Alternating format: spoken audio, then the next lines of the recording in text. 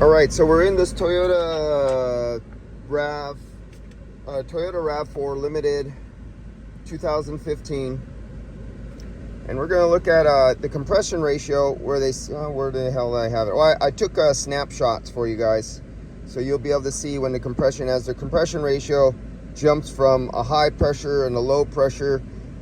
The signal from the software, once the cabin temperature reached set point, it was down to 36 degrees when it was taking down the cabin temperature rapidly, because I called for minimum temperature. I have it on recycle, so it knows the customer wants to get cold fast, so I'll have a high compression ratio. High compression ratio means you'll be less efficient, but you'll cool down the cabin faster, because you're going to lower that low pressure lower, and you're going to have a high pressure, and you're trying to do a lot of work really fast. But once it senses it's done its work, it's achieved its goal, the computer tells that variable displacement compressor to start changing the pressures.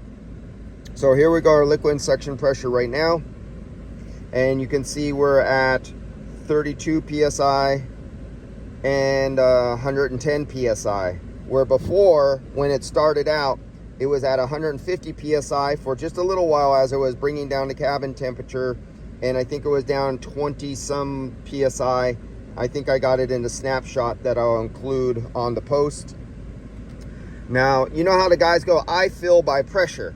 I've been doing it for 30 years and I fill by pressure. Well, and you know how you say, well, my can won't go in, my can got cold, so I need to shake it up more, and I need to raise the RPMs so I can make the low side pressure go down, so it'll suck more of this refrigerant out of my can, and it'll make my high side pressure go up. So let's raise the RPMs up to 2,000 RPMs, and that's going to make our low side go down, right? Let's find out. There we go, we're at 2,000 RPMs. And we see a little tiny dip for a split second. You can see we're still at 2,000 RPM. Do I kind of get on my, I got the RPMs there.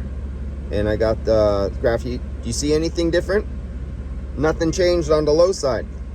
Look at the high side. The high side actually went down. When I hit the throttle right there, I'm at 110. When I hit the throttle now, I'm at 107. It actually went down a little bit. And if you look real carefully at the low side with those higher RPMs, just prior to hitting the throttle is 32.6.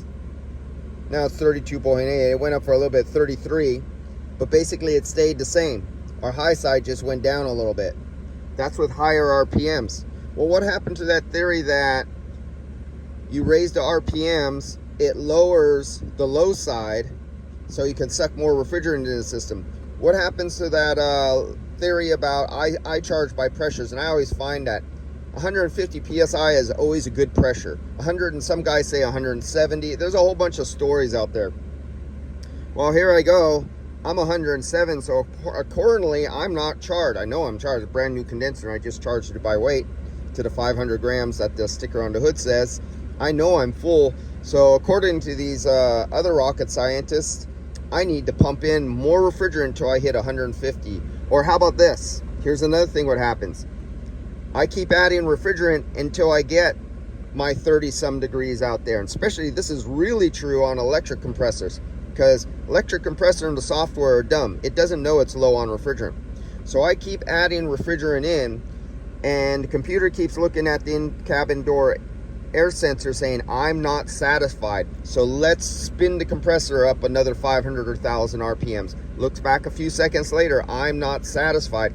Or you're almost approaching halfway filled with refrigerant charge. What it will do is compensate, and it'll spin that compressor so fast, 6,000 RPM, 7,000 RPMs, to move that half charge of refrigerant, because you're low, because it's trying to get a set amount of poundage of refrigerant past the expansion valve for a given amount of cooling.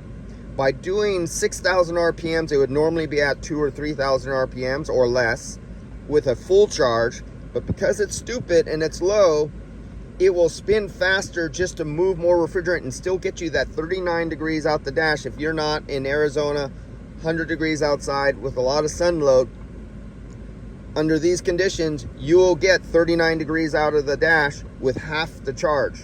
But yet, you're only half charged. But you got a nice cold temperature if you're a temperature kind of guy. You know, there's guys out there that say, I charge by temperature. Well, that's where this scenario with these variable displacement compressors will throw you off.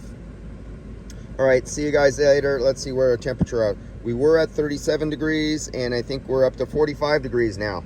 And the reason we're at 45 degrees because it senses the cabin load is satisfied, and it doesn't need to be 36 degrees blowing out of the dash no more. That saves energy. That's better gas mileage or longer runtime on your hybrid battery. See you guys later.